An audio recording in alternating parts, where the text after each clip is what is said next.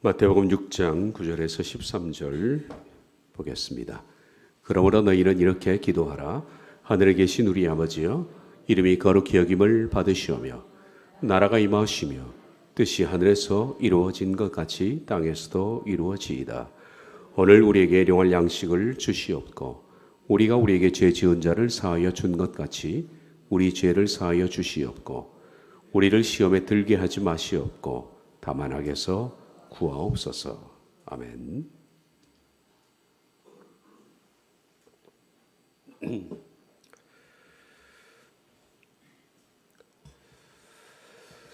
주기도문은 첫 번째 당신에 대한 기도입니다. 세 가지가 나오고 두 번째는 우리에 대한 기도가 나옵니다. 당신 곧 하나님입니다. 그 가운데 맨 처음 기도를 시작할 때 드리는 당신의 이름이 거룩히 여김을 받으시오며 라는 이 부분, 우리가 두 주에 걸쳐서 말씀을 보도록 하겠습니다. 당신의 이름이 거룩히 여김을 받으시오며, 우리가 어떻게 기도하라는 것인가? 우리가 기도할 때 가장 우선되는 것은 하나님에 관한 것입니다. 제가 눈에 강조하지만은 우리가 아무리 급한 일이 있더라도, 아무리 위급하고 다급한 일이 있더라도 기도에 우선권이 있다. 절대로 양보하지 말아야 할 첫 번째 우선권이 있다. 그것은 하나님에 관한 것입니다. 우리 피조물은 우리에게 우선권이 있는 것이 아닙니다. 우리를 창조하신 하나님께 우선권이 있습니다. 그 우선권은 하나님의 이름, 그리고 하나님의 나라, 하나님의 뜻입니다. 이 부분은 우리가 기도할 때 절대 양보되어서도 안 되고, 그리고 변형되어서도 안 됩니다. 그 가운데 첫 번째, 하나님의 이름입니다. 하나님의 이름을 위해서 기도한다는 것은 뭘까? 좀 광범위하지만은 우리가 먼저 알아야 할 것은 하나님의 이름이 뭘까 하는 것입니다. 하나님의 이름의 뜻이 뭔지 알아야 그 다음 우리가 그것을 거룩히 여길 수가 있다는 겁니다. 하나님의 이름이 뭘까? 원문에는 하나님의 이름, 그 이름 앞에 정관사가 붙어 있습니다. 그러니까 그 이름입니다. 정해진 이름입니다. 그러니까 딱 하나죠. 단수입니다. 하나님의 이름들이 아니라 하나님의 이름, 그 이름 딱 하나입니다. 하나님의 이름은 딱 하나입니다. 하나만 있습니다.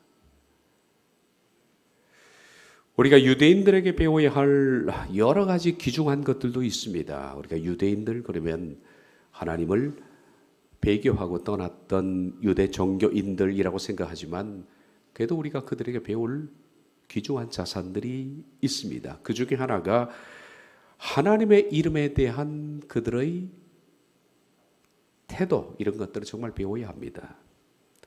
하나님의 위대하심, 그리고 장엄하심, 그리고 존귀하심에 대한 피조물의 떠는 자세, 그리고 태도, 이런 것들은 정말 우리가 배워야 할 귀중한 자산입니다. 그들은 하나님에 대한 경외하는 태도가 우리가 감히 근접하지 못할 정도로 뛰어납니다. 그들의 그러한 하나님에 대한 태도는 하나님의 이름을 대할 때 그들의 자세 속에 나타납니다. 우리가 전에도 제가 말씀드린 것처럼 성경을 필사하는 사람들은 성경에서 하나님의 이름이 나올 때마다 그들은 썼던 붓을 버립니다. 꺾어버립니다. 그리고 새 붓을 가지고서 가서 목욕을 하고 와서 하나님의 이름을 씁니다. 시편 가운데 어떤 구절은 짤막한 구절 몇 가운데 하나님의 이름이 7번, 8번 나올 때 있습니다. 그러면 붓을 7번 교체합니다. 목욕도 7, 8번 합니다. 그 정도로 그들은 경외하는 그 태도, 이것은 오늘 천박한 이 시대의 교인들에게 정말 경종을 울려줄 수 있을 만큼 중요한 태도입니다. 우리가 하나님의 이름을 이렇게 같은 태도를 가지고 바라야 한다. 정말 우리들은 이런 자세를 많이 읽고 살아가는 것 같습니다. 하나님의 이름이 구약 성경에 보면 나와 있습니다. 딱 하나 있습니다. 근데 그들은 하나님의 이름을 너무 거룩해 해서 감히 부르지를 못합니다. 부르지를 않았습니다. 여러분, 우리 한국 사회도 참 예의가 있는 나라죠. 그래서 어른의 이름을 부를 때도 함부로 감히 부르지를 못합니다. 어른의 이름을 뭐라고 부릅니까? 이름 그러지 않습니다. 함자라 그렇게 표현합니다. 우리 민족이 가지고 있는 정말 아름다운 예의 범절입니다. 어른의 이름은 함자입니다. 아버님은 함자가 어떻게 되시냐 그렇게 묻지 이름이 어떻게 되느냐라고 묻는 것은 윗사람들에 대한 무례여 신뢰라고 할 수가 있죠. 어른의 이름도 이렇게 함부로 부르지를 않는데 하물며 온 세상의 창조주이며 위대하신 존귀한 하나님을 어떻게 함부로 피조물의 이름을 부를 수가 있겠습니까? 우리가 어른의 이름을 함자라고 부르면서 함자가 어떻게 되느냐라고 묻습니다. 물론 자신의 이름을 말할 때 우리들은 자자를 부르지 않습니다. 자네 이름이 어떻게 되냐? 그러면 무슨 자 무슨 자입니다 라는 것은 정말 격이 없는 무식한 태도지요. 자기 이름에는 그렇게 붙이지를 않습니다. 어른의 이름에 붙이는 겁니다. 아버님의 이름이 어떻게 되시냐, 아버님의 조남 혹은 함자가 어떻게 되시냐, 그러면 보통 그 사람을 잘 알고 있는, 그래서 성이 뭔지를 알고 있을 때는 굳이 어른의 성은 부르지 않습니다. 종자, 국자 되십니다. 신자는 빼죠. 그러나 만약에 묻는 분이 성을 모르실 때는 성 앞에는, 성 뒤에는 자자를 붙이지 않습니다. 신, 종자, 국자 되십니다. 참 까다로운 예의 범절입니다. 쉬운 것은 아닙니다. 우리나라 이렇게 어른에 대한 이름 자체도 까다롭게 부를 수 있도록 좋은 제도를 만들어 뒀습니다. 하물며 우리가 온 우주의 주권자 되신 하나님의 이름을 어떻게 함부로 부를 수가 있겠습니까? 이것이 유대인들의 생각입니다. 여러분, 하나님이라는 이 명칭은 하나님의 이름이 아닙니다. 하나님의 이름이 아닙니다. 이것은 사람들이 그냥 부르는 별칭이라고 할 수 있습니다. 하나님의 이름의 뜻이 뭘까? 여러 가지 분석 가능합니다. 하나이신 분, 우리는 그렇게도 생각합니다. 그래서 하나님이다. 한 분이시다, 하나님. 어떤 분은 하늘에 계신 분이다. 그래서 하늘님을 하나님으로 표현했다. 그렇게 말하기도 합니다. 어떤 분은 또 한울이라는 것이 크다란 뜻입니다. 크신 분, 그래서 한울님이 하나님이 됐다. 어쨌든 정확한 우리가 하나님에 대한 출처는 잘 모릅니다. 그러나 하나님이라는 그 이름 자체가 성경에 나와 있는 우리가 믿는 그 하나님의 이름은 아닙니다. 그 이름, 그 정관사가 붙어 있는 딱 하나밖에 있는 그 이름은 출애굽기 3장에 나와 있습니다.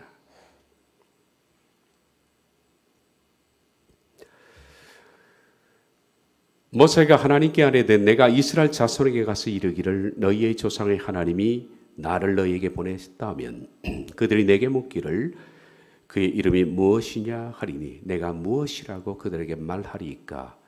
하나님이 모세에게 이르시되, 이제 하나님의 이름을 말씀하십니다. 성경 최초로 말씀하신 하나님의 이름입니다. 나는 스스로 있는 자니라. 스스로 있는 자, 이것이 하나님의 이름입니다.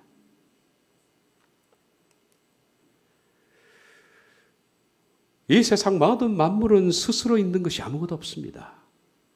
다 있게 만든 어떤 절대자가 있습니다. 우리도 있게 만든 분이 있습니다. 육신적으로는 부모님입니다. 나아가서는 하나님이십니다. 이 세상에 존재하는 모든 작은 미생물부터 시작해서 모든 큰 동물이 이르기까지 모든 피조물들은 그것을 그 자리에 있게 하신 존재가 있습니다. 그러므로 스스로 존재하는 것은 이 세상에 아무것도 없습니다. 그런데 하나님만은 스스로 있게 하신, 스스로 계신 분입니다. 누가 있게 하신 것이 아니라 원래 처음부터 계셨던 분, 스스로 계신 분입니다. 그러니까 이것은 모든 피조물과 신을 구별하는 정확한 구별 명칭이라 할 수 있죠. 스스로 계신 분. 이 세상에 누가 스스로 있는 것이 있습니까? 아무것도 없습니다. 오직 그분만이 스스로 계신 분입니다. 이 스스로 계신 분이 어떤 명칭, 명사입니다. 그런데 이 정확한 하나님의 이름을 들었던 모세는 그 이름을 후대에게 말했습니다. 그리고 후대 유대인들은 하나님의 그 이름, 스스로 계신 분, 이것에 관한 이름들을 들어서 알고 있습니다. 그런데 문제는 부르지를 않았다는 겁니다. 어떻게 피조물인 우리가 하나님의 이름을 함부로 부를 수 있을까? 부르지 않았습니다. 그래서 그 이름이 놀라웠게도 실종이 된 겁니다. 자세한 얘기를 말씀드리겠습니다. 유대인들은 성경에서 스스로 있는 분, 이 이름이 나오면 그들은 그 이름을 패스합니다. 그냥 지나가 버립니다. 읽지를 않았습니다. 묵음입니다. 말씀드렸던 그 유대인 필사자들, 이 서기관들은 붓을 꺾고 목욕을 하면서 그 이름을 쓸 수밖에 없죠. 씁니다. 그리고 읽지는 않습니다. 읽지는 않습니다. 그 이름이 너무 거룩하기 때문에 어떻게 한낱 미천한 피조물이 하늘에 계신 그분의 이름을 함부로 부를 수 있을까? 그리고 게다가 신명기 5장 11절에는 10계명 가운데 제3계명이 여호와의 이름을 망령되이 일컬지 말라라는 법이 있습니다. 신명기 5장 11절에 보면 너는 네 하나님 여호와의 이름을 망령되이 일컬지 말라. 나 여호와는 내 이름을 망령되이 일컫는 자를 죄 없는 줄로 인정하지 아니하리라. 죄를 묻겠다는 말씀입니다. 그래서 행여 그들이 스스로 계신 분 이 이름을 함부로 불렀다가 그들이 하나님께 질책을 당할까 해서 아예 그 이름을 부르지 않는 것이 문제가 된 겁니다. 망령되이 부르지 말아야 되는데 아예 부르지 않는 것은 또 문제지요. 유대인들은 아예 부르지 않았습니다. 아예 부르지 않을 이름은 아닙니다. 그런데 너무 그들이 하나님에 대한 교회한 태도를 가지다 보니까 아예 부르지 않아서 후대에 문제가 생긴 겁니다. 그래서 그들이 오랫동안 하나님의 이름을 발음하지 않아서 정확한 발음을 잃어버린 겁니다. 이 세상에 존재하는 지금 현재 사람들 가운데 스스로 있는 자, 이 명사를 발음할 수 있는 사람은 아무도 없습니다. 왜 그런지 아십니까? 그들은 성경을 기록할 때 나는 스스로 있는 자, 이 명사를 기록할 때 모음만 기록하고 자음은 빼버린 겁니다. 발음하지 못하도록. 성경 가운데 모음만 기록되어 있는 유일한 부분입니다. 자, 그 부분을 제가 보여드리겠습니다.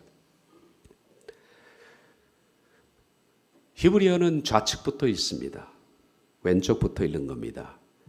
왼쪽에 요드가 나옵니다. 요드, 해, 바브, 요드. 바브, 해입니다. 요드, 해, 바브, 갈고리처럼 생긴 것이 바브입니다.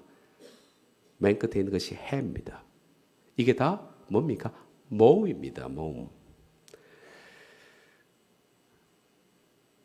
밑에 보면 창세기 1장 1절을 제가 기록했습니다. 자음을 보시라고 기록한 거죠. 베레시트 바라 엘로임 에트 하샤마임 웨치 하레치. 처음에 하나님께서 무에서 유를 창조하셨다. 그 하늘들과 그 땅을. 바로 중간에 보니까 뭐가 있냐? 모음이 있습니다. 그리고 자음들이 위아래 붙어 있습니다. 아주 복잡하게 붙어 있는 것이 자음입니다. 히브리어는 우수한 언어입니다. 위아래 자음들이 여러 가지로 변형돼서 붙어 있는데 여호와라는 이 이름을 그들이 기록할 때는 오직 모음만 기록한 겁니다. 자음은 기록하지 않았습니다. 그러니까 발음을 못하는 거죠. 요드해 그리고 바브해. 그래서 이것을 굳이 영어로 옮긴다 그러면 요드는 E 발음 계통이 나는 겁니다. 해는 H 발음 계통이 나고 바브는 V나 W 발음이 납니다. 그리고 해입니다. 그래서 YHWH가 되는 겁니다. 그런데 이것 가지고 어떻게 우리가 읽을 수가 있습니까? 우리 한글은 모음이 있습니다. 모음이 5개입니다. 아, 에, 이, 오, 우입니다. 아, 에, 이는 전부 우측에 붙는 거죠. 오, 우는 아래쪽에 붙습니다.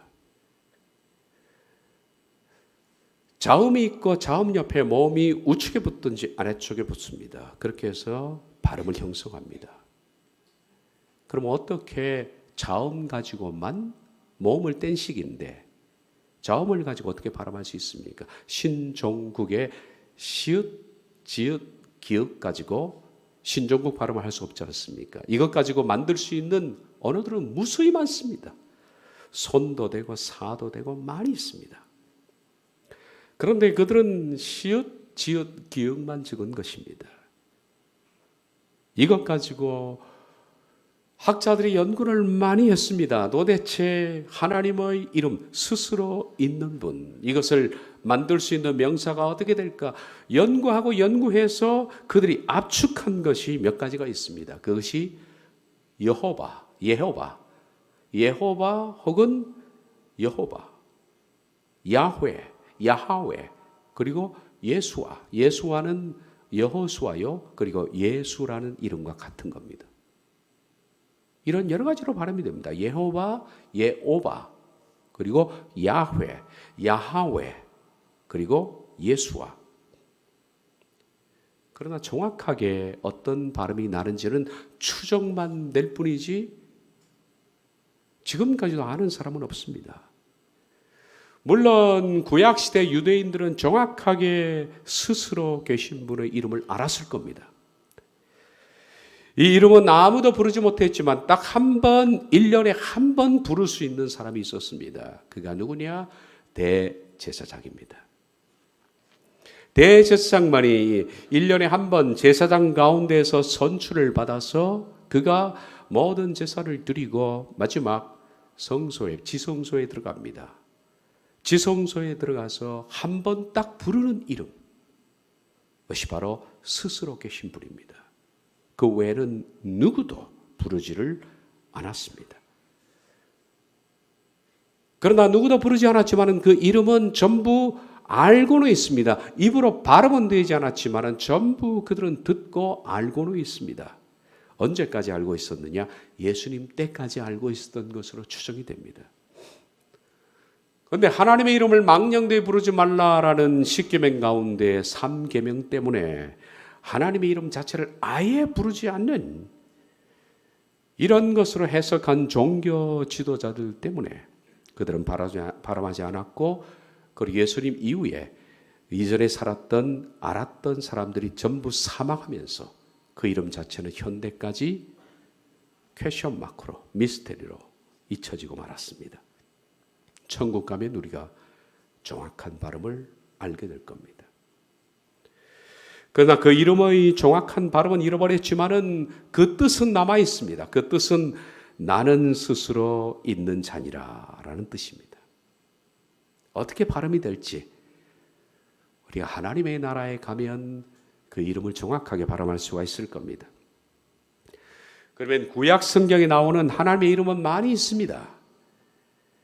이 모든 구약 성경에 나와 있는 이름들은 한 18가지 정도가 됩니다.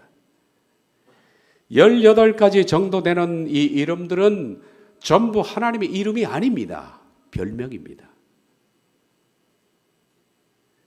유대인들은 하나님의 이름을 부를 수 없어서 그들은 하나님의 별명들을 불렀는데 그것이 전부 합치면 약 17 내지 18가지 정도가 됩니다. 그래서 구약 성경에 이런 별명들이 많이 나와 있습니다. 우린 그래서 하나님의 그 별명들을 한번 쭉 훑어보겠습니다. 이것은 본명은 아닙니다. 엘리온, 지극히 높으신 하나님. 엘로힘은 히브리에서 임으로 끝나는 것은 복수입니다. 그래서 삼위 하나님을 가리킵니다. 힘과 능력의 삼위의 하나님. 엘 샤다이, 전능하신 하나님. 그리고 우리가 가장 많이 부르는 주여 할 때 주님입니다. 아도나이입니다. 아도나이. 나의 주인 되신 하나님. 엘로이는 나를 감찰하시는 분, 나의 모든 것을 아시는 분, 내 심장과 폐부를 아시는 분. 엘 올람은 영원하신 하나님입니다. 야훼 체바옷은 만군의 하나님입니다. 그리고 특히 이스라엘 백성들은 전쟁에 나갈 때 어떤 싸움을 앞두고 있을 때 야훼 체바옷을 많이 불렀습니다. 만군의 하나님이요. 우리 시편에도 많이 나오죠. 만군의 하나님이요. 그래도 엘 게물로트도 있습니다. 이것은 복수하시는 하나님. 야훼 나켈은 심판하시는 하나님. 야훼 메카드시켐 거룩하게 하시는 하나님. 치두게누는 의입니다. 그래서 야훼 치두게누는 의의 하나님입니다. 여러분이 들어보신 적이 있었겠지만 샴마입니다. 샴마는 여호와 샴마 뭐 이런 얘기를 들어보죠. 여기 계시다. 지금 여기 계시다. 로이는 목자입니다. 그래서 야훼 모이는 여호와는 나의 목자시는 시편 23편에 보면 나와 있는 대표적인 것이 야훼 로이입니다. 나의 목자이신 하나님. 샬롬은 평강입니다. 라파라고 발음을 많이들 하시는데 라파입니다. 라파는 치료의 하나님입니다. 니시는 아시죠? 깃발. 니시는 깃발이라는 뜻입니다. 그래서 승리 하나님.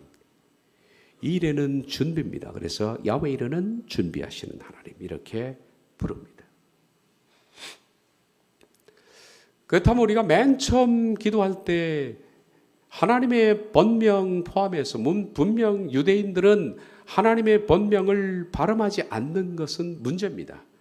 그들의 하나님에 대한 그 태도, 하나님을 경외하는 태도는 우리가 존중합니다. 그러나 그들은 발음했어야 합니다. 함부로 부르지 말라는 것이지 아예 부르지 말라는 뜻은 아니었는데 너무 존중하다 보니까 아예 부르지 않은 그들 때문에 우리가 지금 하나님의 정확한 이름을 모르고 있다는 겁니다.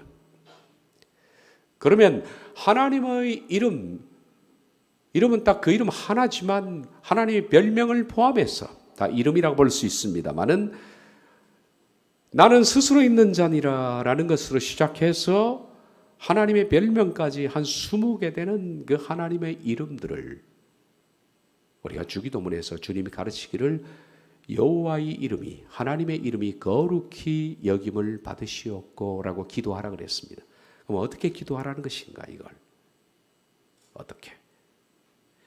그러면 여기서 우리가 거룩히 여기다는 뜻이 뭔지 그것을 알면 됩니다. 마태복음 6장 9절에 이름이 거룩히 여김을 받으시오며 원문을 직역하면 당신의 그 이름이 구별되게 하시옵고 라는 뜻입니다. 이름이 구별되게 하시옵고 이 구별된다 이 거룩히 여김을 이라는 하기야조는 거룩히 여기다는 뜻인데 거룩하다는 원래의 뜻은 거룩하게 하다 make holy 그리고 구별하다 뭔가 분리시키는 겁니다. 이것과 저것을 속된 것과 아닌 것을 분리시키는 것입니다. 여호와의 이름들이 분리되시옵소서라는 뜻이죠. 여호와의 이름은 그 속에 어떤 의미를 가지고 있습니다. 하나님은 어떤 분이냐라고 모세가 물었습니다. 그랬더니 하나님은 말씀하기를 나는 자존하는 분이야. 스스로인 분이야 라고 말했습니다. 그리고 하나님의 별명 속에 하나님의 내용들이 들어있습니다. 이런 것들이 우리 삶 속에 분리되게 해달라는 겁니다. 그 이름이 하나님의 이름이 거룩히 다시 말해서 그 이름이 다른 것과 희석되지 않고 그 이름 자체가 가지는 의미가 우리 삶 속에 그대로 적용되게 하옵소서.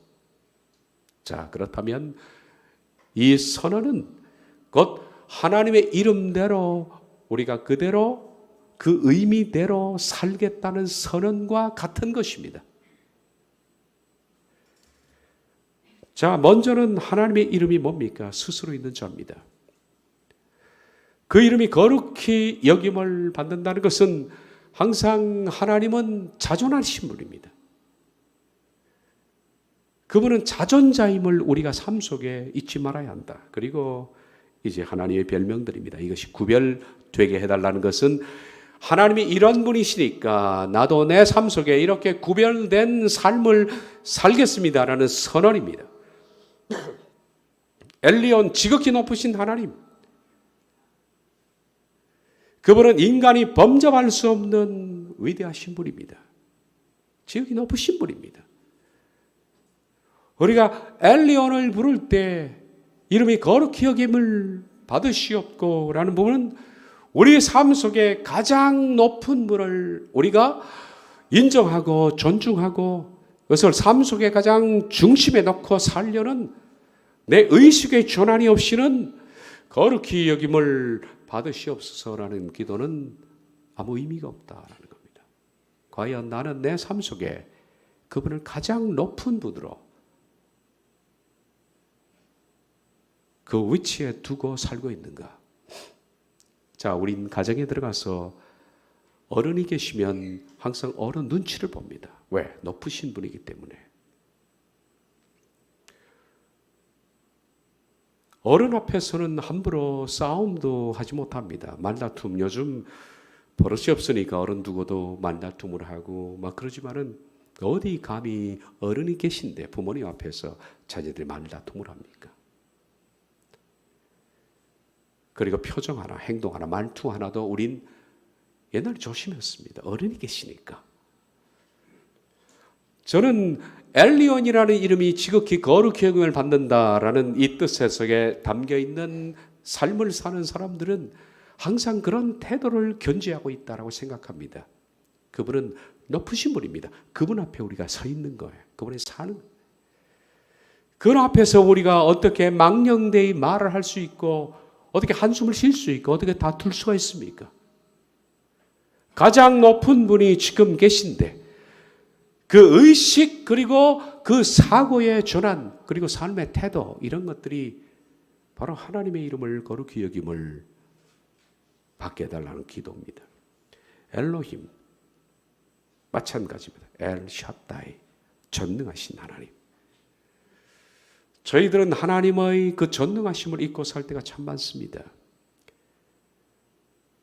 우리 어떤 문제가 생기면 난감해하고 그리고 당황해합니다. 쩔쩔매고 이러다가 죽는 것이 아닌가, 이러다가 나는 내일 미래가 없는 것이 아닌가, 나는 어떻게 무너지는 것이 아닌가 절절맵니다. 감히 엘샤다이 하나님 앞에서 우리가 할 짓인가, 이것이 과연 내가 그 이름을 믿고 있는가, 우리가 그 이름이 거룩히 여김을 받게 해달라는 기도가 진실된다면 어떻게 전능자 앞에서 우리가 한낱 피조물이 생기는 작은 일들로 걱정하고 염려하고 두려워할 수 있을까요? 그렇게 한다면 하나님의 이름을 거룩히 여김을 받는 것이 아니죠. 여러분, 우리가 깊이 생각하고 기도할 때도 이것을 다른 언어로 고쳐서 할 수도 있습니다. 그분은 우리의 아도나이십니다. 우리의 주인이십니다. 주인이면 우린 그분의 소유물입니다. 주인은 자신의 물건들, 자신의 소유물을 주인은 관리하십니다. 우리가 하나님의 자녀로 살고 있다면 우린 그분의 것입니다. 과연 우리들은 이름이 거룩히 여김을 받게 해달라는 기도대로 살고 있을까요? 입으로는 그렇게 고백할 수 있습니다. 그러나 삶입니다, 이것이. 그분은 나의 주인이 되시는가, 과연? 주인의 것을 우리가 도적질하고 주인의 것을 가지고 뻔뻔스럽게 우리가 살고 주인의 것을 가지고 마치 제 것인 양 사는 우리의 모습들이 과연 우리가 그분을 주권자로 인정하고 있는 삶일까 생각해 봅니다. 엘로이 감찰하시는 여호와 하나님, 시편 139편에 보면 내가 여호와의 눈을 피하여서 어디로 피하리까? 바다 끝에 가도, 그리고 저 땅 끝에 가 음부의 자리를 펼지라도 하나님의 신이 거기 계십니다. 나의 앉고 일어섬을 아시고 모태에서 정자와 난자가 만나서 점과 같은 생명이 조직되는 것도 하나님 보고 계십니다. 다 보신다는 시편 139편의 고백처럼 모든 것을 감찰하시는 하나님, 마치 투명한 어항 속에 담겨있는 우리 물고기처럼 내 삶을 뚫어지게 보시고 내 고민을 아시고 한숨을 아시며 나의 모든 일거수일투족 동기를 아시는 분이 왜 일어서는지 그 마음의 동기까지 읽어내시는 분 앞에 우리들은 과연 그런 분을 향해서 이름이 거룩히 여김을 받게 해달라고 기도하는가? 그 진실로 하나님의 엘로이라시는 사실을 아신다면 우린 석과 같이 다른 말을 하지 않을 겁니다. 거짓말, 하얀 거짓말도 거짓말이고 거짓말, 이건 내 심정을 뚫어보는 분을 멸시하는 것과 같은 겁니다. 믿지 않기 때문이죠. 속임수, 장사하면서도 우리가 속임수를 합니다. 과연 우리들은 그분의 이름을 거룩히 여김을 받는 삶을 사는가? 영원하신 하나님 엘 올람 앞에 우리들은 어떤 질병을 만나거나 위기를 만나면 이러다 죽는 것이 아니라 쩔쩔쩔 맵니다. 영원하신 하나님을 믿는다면 우리들은 죽음 앞에서 그렇게 생명에 대해서 그 정도로 집착하지 않을 것이다 라는 겁니다. 제가 부목사 때 섬겼던 목사님이 중병에 걸린 적이 있습니다. 연세가 60대 후반이었습니다. 은퇴를 얼마 앞두고 중병에 걸렸습니다. 교인들이 장로들과 함께 병원에 신방을 갔는데 목사님이 벌벌벌 떨면서 장로님 제가 이러다가 죽는 것이 아닙니까? 죽으면 어떡하죠? 너무 떠니까 다 나오면서 하시는 말씀이 우리 목사님은 예수님 안 믿는 것 같다 그러더라고요.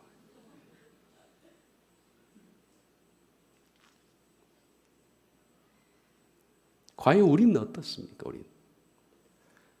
우리 내 생명 앞에 어떻게 반응하느냐? 과연 우리들은 하나님의 이름을 거룩히 여기는 삶을 살고 있을까요? 야훼 체바우트, 전쟁의 하나님, 만군의 하나님, 우리들은 조그만한 억울한 일을 만나거나 나를 모함하는 사람을 만나거나 어떤 상황이 꼬이거나 그러면 그거 변호하고 싸우느라고 바쁩니다. 그런데 성경은 말씀하죠. 전쟁은 내게 속한 것이다. 먹고 사는 전쟁도 하나님에 속한 것입니다. 우리 삶의 전투도 하나님에 속한 것입니다. 억울한 일도 하나님이 다 아십니다. 그러므로 야훼 체바옷을 진정 믿는 사람들은 내 삶에 속한 모든 전쟁을 대신 치르겠다라고 선포하신 하나님께 내어 맡깁니다. 대신 치르겠다 하시기 때문에 자신은 싸우지 않는다. 억울하고 답답한 일을 항변하고 그것을 풀어보려고, 그것을 증명하려고 악착같이 덤벼서 논쟁을 해서 마침내 내가 옳다는 것을 입증해내는 것은 과연 그런 사람 속에 전능하신 그 야훼 체바오트, 이 하나님을 믿고 있는가 하는 생각이 듭니다. 종종 기도 카페를 보면 어떤 문제 하나 가지고 서로 논쟁을 하는 것을 봅니다. 논쟁이 지나쳐서 욕설이 되고 서로 다툼이 되고 입증하려고 악착같이 물어늙어지는 사람을 보면서 저들 속에 과연 하나님이 있는가라는 생각을 해봅니다. 우린 싸움의 많은 부분을 그분께 맡겨야 합니다. 깨물어도 마찬가지입니다. 억울한 일이 있습니까? 보복하시는 하나님께 맡기시면 됩니다. 심판하시는 하나님께 맡기셔도 됩니다. 야훼 치드게노, 의의 하나님, 야훼 샴마, 여기 계신 하나님. 하나님이 여기 계십니다. 나와 함께 계시고 나를 지켜보시고 야훼 우리가 아까 봤던 감찰하시는 하나님 엘로이 감찰하시는 하나님 야훼 샴마 비슷합니다. 내 곁에 계신 분 여기 계신 분 내가 어디를 가나 그 현장에 함께 있는 분 God is now here 하나님은 여기 계시다.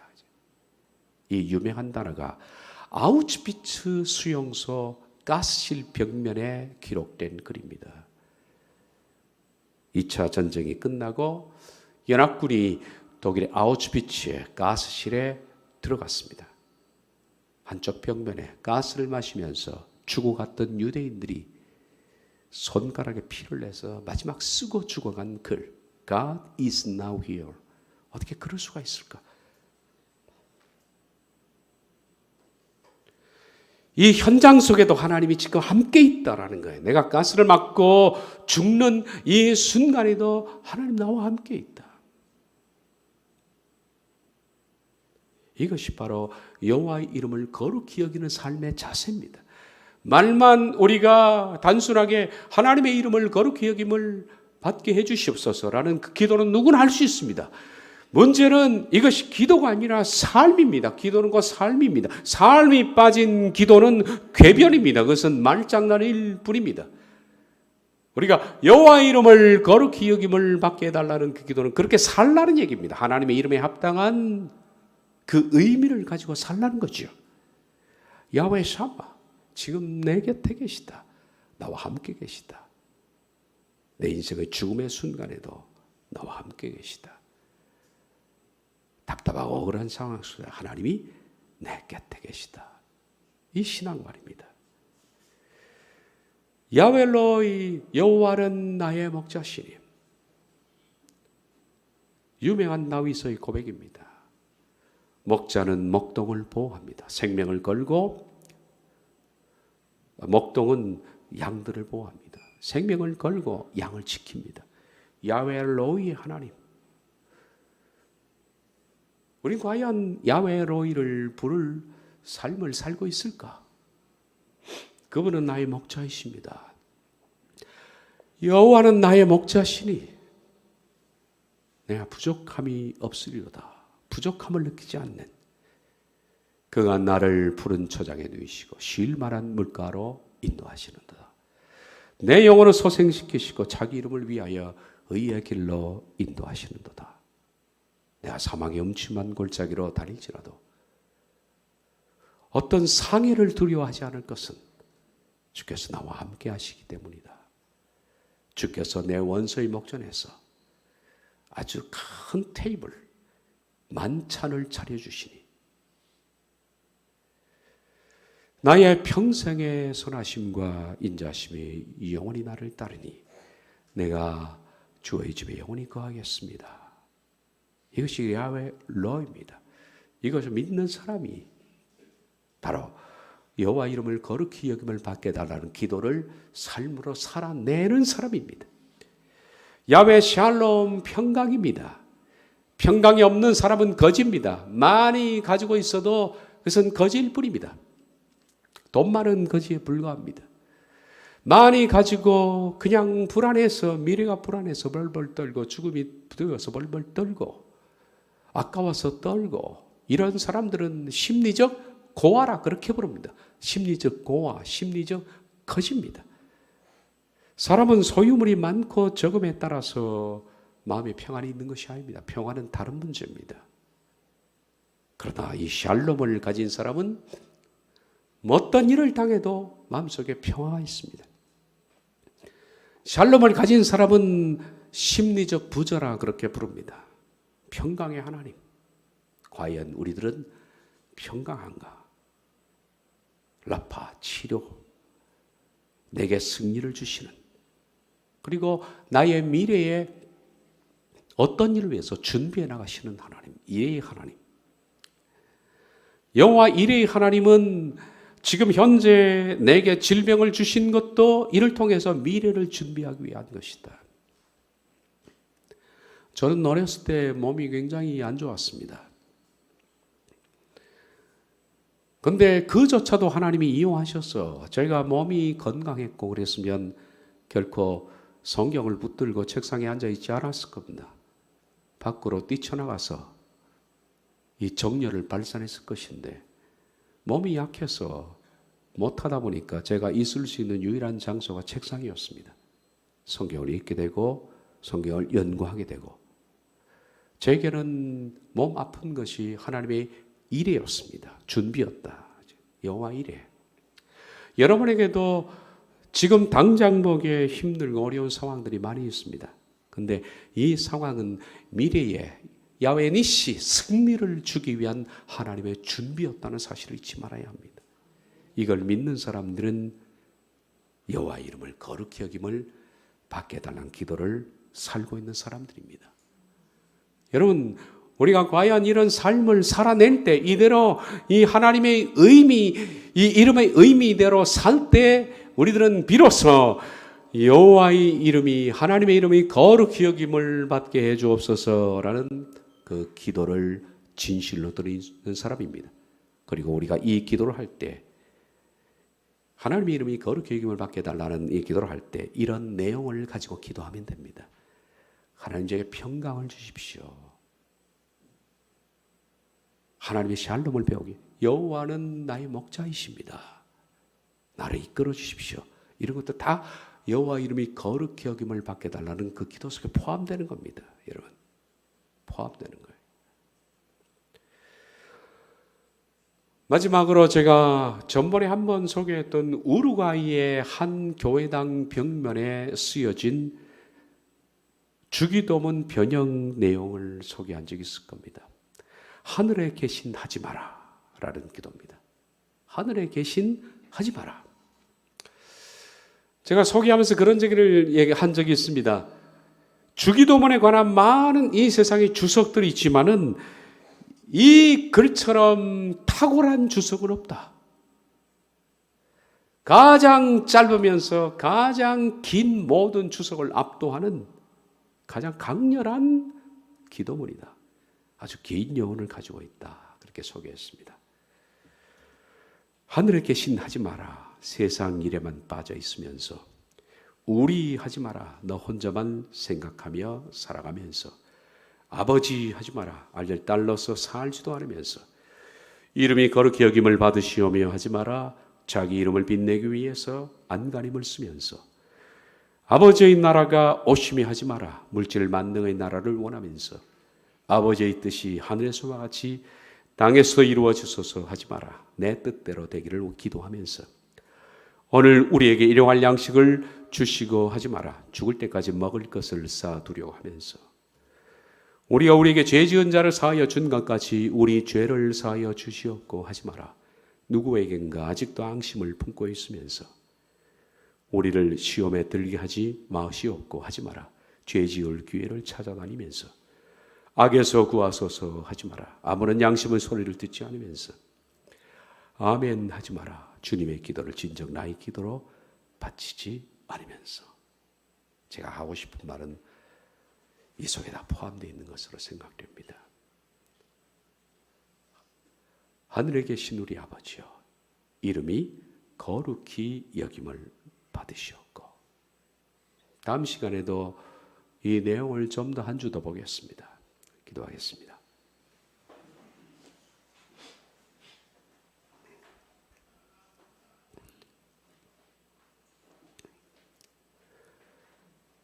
하나님의 이름이 거룩히 여김을 받게 해 주옵소서. 우리를 통하여 우리의 삶을 통해서 그렇게 되기를 원합니다. 우리가 하나님의 그 이름의 의미, 그 뜻들을 믿습니다. 그리고 그대로 신앙을 고백하며 그대로 삶을 살아내겠습니다. 예수님의 이름으로 기도하옵나이다. 아멘.